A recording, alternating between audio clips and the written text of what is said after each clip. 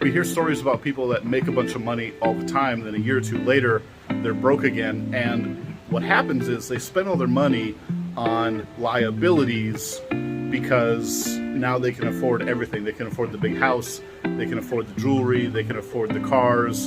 And an asset is something that gives you money. A liability is something that takes your money. So a house, even though it appreciates over time, it's not an asset until it gives you money. And that doesn't happen until either you rent it or you sell it. So a house isn't even really an asset until the end of your ownership. Same thing with like a supercar. Pretty much every single car goes down in value with a very few rare exceptional vehicles. And so if you want to make a bunch of money and not go broke in a year, you have to take a big chunk of your money, like most of it, and put it into something that feeds you, something that gives you money. And so let's say you wanted to buy a Ferrari and it costs $3,000 a month to own with credit because you don't want to just pay cash for a Ferrari. You need to take your money and put it into something that pays you $3,000 a month. Let's say you made $1 million.